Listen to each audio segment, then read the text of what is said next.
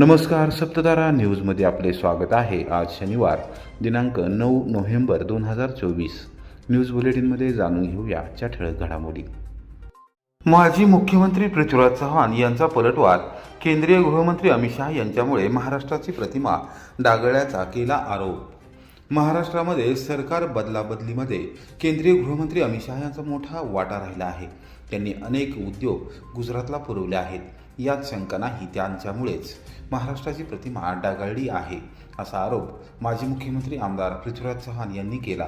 कराड येथे शनिवारी दुपारी 4 वाजता पत्रकारांशी बोलताना त्यांनी केंद्रीय मंत्री अमित शहा यांनी प्रचार सभेत केलेल्या टीकेचा समाचार घेतला। महाराष्ट्रातील उद्योग गुजरातमध्ये पळवले आहेत, तर देशाची आर्थिक राजधानी असलेल्या महानगरी मुंबईच्या बांद्रा कुर्ला कॉम्प्लेक्स अर्थात BKCमध्ये होणारे सेंटर गुजरातची राजधानी गांधीनगरला कोणी पळवलं, असा सवाल करत राज्याचे माजी मुख्यमंत्री पृथ्वीराज चव्हाण यांनी केंद्रीय गृहमंत्री अमित शहा यांच्या महायुतीवर जोरदार टीका केली। अमित शहा यांची कराड दक्षिण विधानसभा मतदारसंघामध्ये जाहीर सभा होऊ नये यासाठी उमेदवार प्रयत्न करत होते, पण काही जण अमित शहा यांचा पायगुण चांगला मानतात, असा टोला देखील आमदार पृथ्वीराज चव्हाण यांनी लगावला।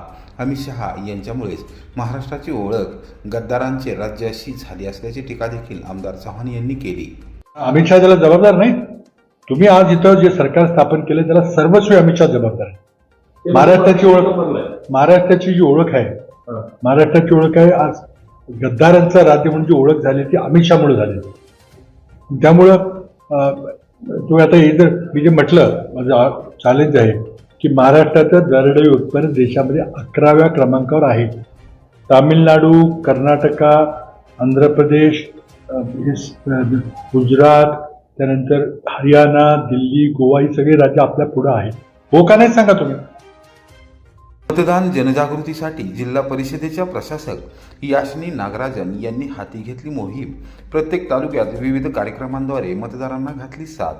लोकशाहीमध्ये मतदान प्रक्रिया ही सर्वोच्च स्थानी असून सर्वसामान्य मतदारांनी आपला पवित्र हक्क बजावून लोकप्रतिनिधी निवडावा यासाठी निवडणूक आयोग विविध उपक्रमाद्वारे सातत्याने प्रयत्न करत आहे। त्याच धर्तीवर सातारा जिल्हा परिषदेच्या प्रशासक तथा मुख्य कार्यकारी अधिकारी याशिनी नागराजन यांनी मोहीम हाती घेतली असून स्वतः त्या ऑनफिल्ड उतरल्या आहेत। कोरेगावात भर गर्दीत जुना मोटार स्टँडवर शनिवारी दुपारी 3 वाजता शालेय विद्यार्थिनी पथनाट्याद्वारे मतदान जनजागृती केली। त्यास त्या स्वतः उपस्थित राहिल्या आणि त्यांनी बालचमूंचे कौतुक केले। कोरेगाव येथे मतदान जनजागृती रथाचे उद्घाटन श्रीमती नागराजन यांच्या हस्ते झाले। त्या प्रसंगी मतदारांशी संवाद साधताना त्या बोलत होत्या। यावेळी पंचायत समितीच्या प्रशासक तथा गट विकास अधिकारी सुप्रिया चव्हाण, गट शिक्षण अधिकारी तथा नोडल अधिकारी धनंजय चोपडे, पथक प्रमुख यशेंद्र क्षीरसागर, शिक्षण विस्तार अधिकारी वनिता मोरे यावेळी उपस्थित होत्या। मतदान करणे हा आपला हक्क आहे, अधिकार आहे, तसेच ते सर्व नागरिकांचे पवित्र कर्तव्य आहे। 20 नोव्हेंबर रोजी सर्वांनी अवश्य मतदान करावे आणि इतरांनाही त्याची आठवण करून द्यावी, असे आवाहन याशिनी नागराजन यांनी केले। चित्ररथाच्या सर्व बाजूंनी मतदानाचे संदेश करणारे आकर्षक फलक लावले आहेत। मतदारसंघातील सर्व गावातून मतदान करण्याचे आवाहन या चित्ररथामार्फत करण्यात येणार आहे। प्रभावीपणे मतदान जागृती होत असून सर्व नागरिकांनी 20 नोव्हेंबरला जागरूकपणे न चुकता न विसरता मतदान करावे, असे आवाहन सुप्रिया चव्हाण यांनी केले आहे। केंद्रप्रमुख अनिता सूर्यवंशी यांनी आभार मानले। सोयाबीन आधारभूत किंमत योजनेअंतर्गत कोरेगाव येथे सोमवारपासून खरेदी सुरुवात। शहाजीराव क्षीरसागर यांची माहिती।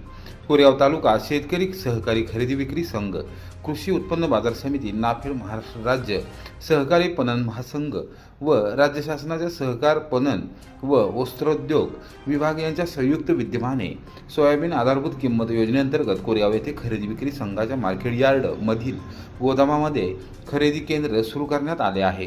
सोमवार दिनांक 11 नोव्हेंबर रोजी सकाळी 11 वाजता सोयाबीन खरेदी शुभारंभ करण्यात येत आहे। सोयाबीन उत्पादक शेतकऱ्यांनी त्याचा लाभ घ्यावा, असे आवाहन कोरेगाव तालुका शेतकरी सहकारी खरेदी विक्री संघाचे चेअरमन शहाजीराव क्षीरसागर यांनी केले आहे। शनिवारी सायंकाळी 5 वाजता क्षीरसागर यांनी पत्रकारांशी बोलताना शेतकरी हिताची भूमिका घेतली असल्याचे सांगितले। खरीप हंगाम 2024 मध्ये उत्पादित सोयाबीन सरकारच्या आधारभूत किंमत खरेदी योजनेअंतर्गत शेतकऱ्यांकडून शुक्रवार दिनांक 25 ऑक्टोबरपासून ऑनलाईन नोंदणी सुरू करण्यात आली होती। सोयाबीन शेतीमालाच्या जादा अवकेमुळे बाजारभाव आधारभूत किमतीपेक्षा कमी असल्यामुळे शेतकऱ्यांचे आर्थिक नुकसान होऊ नये या उद्देशाने सदरची हमीभाव योजना सुरू केली आहे। खरेदी केंद्र सुरू करण्यासाठी नाफेड मार्केटिंग फेडरेशन, सहकार खाते, खरेदी विक्री संघ व बाजार समितीने प्रयत्न केले असल्याचे संघाचे चेअरमन शहाजीराव क्षीरसागर व बाजार समितीचे सभापती ॲडव्होकेट पांडुरंग भोसले यांनी सांगितले. खरेदी केंद्रावर योग्य पद्धतीने या योजनेची अंमलबजावणी करण्यासाठी बाजार समिती व खरेदी विक्री संघाने पूर्वतयारी केली असल्याचे संघाचे व्यवस्थापक राजेंद्र येवले व बाजार समितीचे सचिव संताजी यादव यांनी सांगितले. शेतकऱ्यांनी खरेदी केंद्रावर माल घेऊन येताना तो स्वच्छ असावा, मालाची आर्द्रता कमाल 12% असावी, मालामध्ये काडी कचरा, माती व डाळ नसावी. नाफेडने दिलेल्या मार्गदर्शक सूचनेप्रमाणे योग्य त्या दर्जाचा माल शेतकऱ्यांनी खरेदी केंद्रावर आणावा असे आवाहन करण्यात आले आहे. वेळू गावात चुलत भाऊ बनला पक्का वैरी, पूर्व वैमनस्यातून कारची काच फोडत केली मारहाण. रहमतपूर पोलीस ठाण्यात गुन्हा दाखल. मराठी चित्रपट सृष्टीमध्ये गेले अनेक वर्ष सख्खा काय किंवा चुलत काय भावाचा पक्का वैरी बनल्याचे अनेक चित्रपट येऊन गेले. काही चित्रपट हिट झाले तर काही फ्लॉप झाले. मात्र त्यातून भावाभावांमधील भाऊबंदकी दाखवण्यात आली आहे. तसा काहीसा प्रकार कोरेगाव तालुक्यातील वेळू गावात घडला आहे. सख्ख्या भावाने आपल्या मुलासह भावाच्या कारचे नुकसान करत मारहाण केली आहे. या प्रकरणी रहमतपूर पोलीस ठाण्यात शुक्रवारी रात्री उशिरा 11:30 वाजता गुन्हा दाखल करण्यात आला आहे. या प्रकरणी दिलीप आबा टिळक यांनी फिर्याद दिली आहे. त्यांनी असे म्हटले आहे की त्यांचा आणि त्यांचे चुलत बंधू नवनाथ एकनाथ टिळक यांच्यामध्ये जमिनीच्या वाटपावरून वाद असून तो कोरेगाव न्यायालयात प्रलंबित आहे. सदर दाव्याची तारीख न्यायालयात नेमली असल्याने त्यास हजर राहण्यासाठी चुलत बंधू नवनाथ टिळक हे वेळू गावात कुटुंबासह आले होते. शुक्रवारी दुपारी 3 वाजता सुमारास दारात उभी असलेली निसान सनी कारची काच फुटल्याचा आवाज आला. त्यावेळी दिलीप टिळक हे धावत घराबाहेर गेले असता चुलत भाऊ नवनाथ हा लोखंडी काठीने कारचे काच फोडत असल्याचे दिसून आले. त्यांनी त्यास विचारणा केली असता त्याने रस्त्यात गाडी का उभी केली असे म्हणत दिलीप यांच्या डोक्यात काठी मारून जखमी केले. त्याच दरम्यान नवनाथ याचा मुलगा मंगेश तिथे आला व त्या दोघांनी मिळून शिवीगाळ आणि दमदाटी करत मारहाण केली. मंगेश टिळक यांनी कारच्या उजव्या बाजूचा आरसा हाताने फोडला. या मारहाणीत दिलीप जखमी झाला. त्यांनी रहमतपूर प्राथमिक आरोग्य केंद्रात उपचार घेतला. या प्रकरणी नवनाथ एकनाथ टिळक व मंगेश नवनाथ टिळक यांच्या विरोधात रहमतपूर पोलीस ठाण्यात गुन्हा दाखल करण्यात आला आहे. सहाय्यक पोलीस निरीक्षक सचिन कांडगे तपास करत आहेत.